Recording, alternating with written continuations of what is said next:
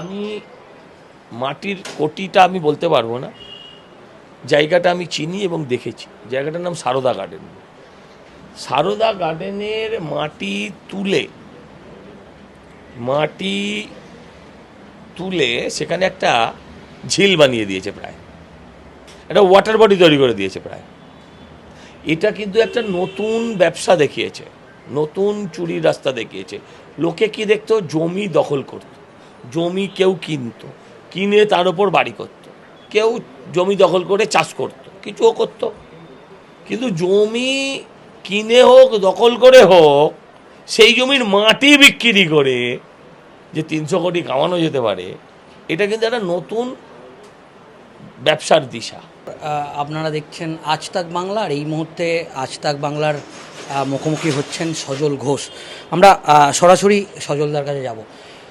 সজলদা, আমরা যেটা দেখলাম যে প্রথম আপনাদের কেএমসিতে মুখ্যমন্ত্রী এলেন শুভেন্দু অধিকারী, কিন্তু শুভেন্দু অধিকারী যে বার্তাটা দিলেন, সজল ঘোষ সহ মীনাদেবী পুরোহিত, বিজয় ওঝা, তাদেরকে কিন্তু পিছনের সারিতে বসালেন, সামনের সারিতে তিনি মেয়রকে ডেকে নিলেন, মালা রায়কে ডেকে নিলেন।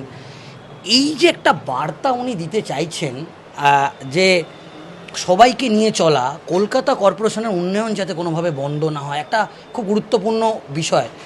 তো এই বিষয়টাকে আপনি কেমনভাবে দেখেন? রাজনীতি করেননি উনি। কিন্তু আপনাদের তো গভর্নমেন্টে যখন প্রশাসনিক বৈঠক হতো আপনাদের তো ডাকাই হতো না। তাহলে আমার আর তৃণমূলের তফাৎ কোথায়? আমাদের সঙ্গে তৃণমূলের তফাৎ কোথায়? সেটাই তো তাদেরকেই বসিয়ে বুঝিয়ে দিল যে তুমি ডাকতে না, তোমাদের ডাকলাম।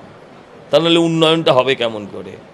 উন্নয়ন তো কোনো গ্যাসীয় জিনিস নয়, বায়বীয় নয় যে ফু দিলাম আর উন্নয়ন হয়ে গেল। উন্নয়ন করতে গেলে বিরোধী সরকার সব পক্ষের লোকই লাগবে, সেটারই বার্তা দিয়েছেন। চোখে আঙুল ঢুকিয়ে দেখিয়ে দিয়েছেন, তুমি যেটা করনি তোমার সাথে সেই কাজটা আমি করলাম না, যেটা ন্যায্য সেটা করলাম। তুমি যে অন্যায়টা করেছিলে সেটা করলাম না, তুমি যেটা করনি আমরা সেটা করলাম, ন্যায্য যেটা, সেটাই দেখিয়েছেন। সেটা হচ্ছে যে সজল ঘোষ অত্যন্ত জনপ্রিয়, মানে একজন কাউন্সিলর হিসেবে অত্যন্ত জনপ্রিয়। আপনি বিধায়ক হলেন, তাহলে কি সজল ঘোষকে কলকাতার মেয়র করবে বলে কি মন্ত্রিসভায় জায়গা দিল না? না, এসব আমি কোত্থেকে জানবো? দল আমাকে এই সব কথা বলবেন না আপনারা, হ্যাঁ, লোকে ভুল বার্তা যাবে। দল আমাকে কাউন্সিলর টিকিট দিয়েছে, তারপরে আবার দল আমাকে এমএলএর টিকিট দিয়েছে, সেগুলো তো ভুলে গেলে চলবে না। যদি দায়িত্ব দল আমাকে এই সম্মান দিয়েছে। আপনি আমার কাছে এসছেন এই ক্যামেরায়, আপনি যে আমার ভিডিও করবেন, লোককে দেখাবেন, সেটাই দলের দৌলতে হয়েছে। দায়িত্ব দিলে আমি নর্দমাও সাফ করব, দায়িত্ব দিলে আপনি যেখানে যেগুলোকে ইঙ্গিত করছেন যেখানে দেবে আমি সেখানে করব, সবটাই হাসি মুখে করব। আমরা যেটা দেখলাম, তৃণমূলকে তাড়াতে এসেছিলাম, মন্ত্রী হওয়ার জন্য আসিনি। সজল, আমরা দেখলাম যে কাজুরি বন্দ্যোপাধ্যায় সহ মানে তৃণমূলের সেকে কাউন্সিলর একজন, আচ্ছা, অনেক ও কাউন্সিলর, মমতা ব্যানার্জি, ও আচ্ছা, হ্যাঁ হ্যাঁ হ্যাঁ হ্যাঁ হ্যাঁ, তাকে দেখলাম হুড়মুড়িয়ে শুভেন্দু অধিকারীর কাছে গিয়ে নমস্কার। পুরো ফ্যামিলি তো ঝাঁপিয়ে পড়ছে। আমাদের ওটা আমার দিদি নয়, আমার আসল মেলায় হারিয়ে যাওয়া, কুম্ভ মেলায় হারিয়ে যাওয়া দাদার নাম শুভেন্দু অধিকারী। বলুন ওটা বিজেপি ষড়যন্ত্র, আপনাদের তার কোনো কাজ নাই। কাজরি বন্দ্যোপাধ্যায় লাপিয়ে পড়ছে আরেকটু হলে, হ্যাঁ, তো বলুন আপনি ওটা বিজেপির ষড়যন্ত্র, আপনার তো বলতে ট্যাক্স লাগে না, বলে দিন। সেটা হচ্ছে আপনাদেরই একজন বিজেপি নেতা, ডায়মন্ড হারবারের অভিজিৎ দাস ববি, তিনি কালকেই একটা কমপ্লেন করেছে, প্রায় 300 কোটি টাকার মাটি তারা তুলে বিক্রি করেছে। অভিষেক বন্দ্যোপাধ্যায়ের নাম আছে। আমি মাটির কোটিটা আমি বলতে পারবো না, জায়গাটা আমি চিনি এবং দেখেছি। জায়গাটার নাম সারদা গার্ডেন। সারদা গার্ডেনের মাটি তুলে সেখানে একটা ঝিল বানিয়ে দিয়েছে, প্রায় একটা ওয়াটার বডি তৈরি করে দিয়েছে প্রায়। এটা কিন্তু একটা নতুন ব্যবসা দেখিয়েছে, নতুন চুরির রাস্তা দেখিয়েছে। লোকে কি দেখতো, জমি দখল করত, জমি কেউ কিনতো, কিনে তার উপর বাড়ি করত, কেউ জমি দখল করে চাষ করত, কিছুও করত। কিন্তু জমি কিনে হোক দখল করে হোক, সেই জমির মাটি বিক্রি করে যে 300 কোটি কামানো যেতে পারে, এটা কিন্তু একটা নতুন ব্যবসার দিশা। এরা যদি আর কিছুদিন থাকতো, এই যে আমাদের কথায় আছে না 3 ভাগ স্থল, 3 ভাগ জল 1 ভাগ স্থল, এরা যদি আর 5 বছর থাকতো, এই থিওরিটাকেই চেঞ্জ করে দিত। স্থল জলের থিওরি এটা চেঞ্জ করে দিত। আমরা তো পড়েছি ছোটবেলায়, পৃথিবীর 3 ভাগ জল 1 ভাগ স্থল, এটা পাল্টে দিত।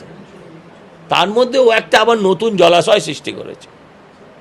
এর জন্য ওকে পুরস্কার দেওয়া যায় কি না সেটা একবার কথা বলতে হবে মুখ্যমন্ত্রীর সাথে। সুমিত রায় তার যে পিএ ইতিমধ্যেই লুক আউট নোটিশ জারি করেছে, তাকে খুঁজে পাওয়া যাচ্ছে না। বলো না শোনা, ওটা ও পিএ নয়, ওই হচ্ছে প্র্যাকটিক্যালি মেন্টর। অভিষেক বন্দ্যোপাধ্যায় টাকা নিত, অভিষেক বন্দ্যোপাধ্যায়ের স্যালারি নিত, কিন্তু এরাই অভিষেককে চালাতো। এটাই হচ্ছে মজা, এরাই অভিষেককে চালাতো। পুলিশের ট্রান্সফার, পুলিশের ব্যবস্থা, সমস্ত কিছু। অভিষেক কখন রাজনীতি করবে? গরু, কয়লা, জিম এইসব করার পর হ্যাঁ ও রাজনীতিটা করবে কখন? দিন তো সেই 24 ঘন্টারই হয়। তাহলে এদের কড়া শাস্তি হওয়া উচিত। একদম কড়া, মানে ভালো করে কড়ায় ভালো করে শেখা উচিত এদের, কিছুটা তেল দিয়ে কিছুটা বালিতে ভালো করে এদের ফ্রাই করা উচিত। আর একটা বিষয় দেখলাম যে কাউন্সিলর অনন্যা বন্দ্যোপাধ্যায় তার বাড়ি থেকে যে জিনিসগুলো, নামেই অনন্যা, ওনার সঙ্গে বাকিদের তুলনা, উনি নামেই অনন্যা। না, তার যে বাড়ি এবং তার বাড়ি না, ওয়ার্ড অফিস, এবং তার বাড়িটাও যে হাতির তো ও হাতির সুর, কান, এগুলো কাটা ভাঙা হবে। আবার অ্যানিম্যাল ক্রুয়েলটির একটা আমায় ফেলে দেবেন না। হ্যাঁ, হাতির সুর, হাতির দাঁত সবই যাবে আর। আচ্ছা, বলছি এই মুহূর্তে দাঁতগুলো যে কোথায় ঢুকবে কে জানে। আমরা দাঁত ও রাস্তায় বেরিয়ে গেছে না, মুশকিল। আমরা যেটা দেখছি যে প্রত্যেক দিন এক একটা করে কাউন্সিলর গ্রেপ্তার হচ্ছে, তাদের ডিম থেরাপি হচ্ছে। এই যে একটা ঘটনা 15 বছরের সরকারের আমলে, হ্যাঁ, এই ব্যাপারটা নিয়ে স্ট্যান্ড না, আমাকে যদি বলেন এইভাবে যেভাবে ডিম ছোড়াছুড়ি রাজনীতি শুরু হয়েছে, এই রাজনীতি এই পক্ষপাতী নয়। কিন্তু মুশকিল হচ্ছে জনতার হাতে চলে গেছে ব্যাপারটা, জনতার হাতে চলে গেছে। এটা যদি বিজেপি মাত্র, আপনি আমায় বলতেন, যারা দেখা যাচ্ছে, যারা ধরা পড়ছে, যারা আইডেন্টিফাইড হচ্ছে, অল আর ফ্রম তৃণমূল। হয় তৃণমূল নয় পাবলিক। অভিষেককে ডিম মারবে বলে একজন নাকি দিল্লি থেকে এসছে, একটা ডিমের দাম 15-20 হাজার টাকা। হ্যাঁ, দিল্লি থেকে ফ্লাইটে করে এসে সে বলছে আমি প্লেনে করে এসেছি ডিম মারবো বলে। এটা আপনি কল্পনা করতে পারেন? এটা মানুষের ধুমায়িত ক্ষোভ,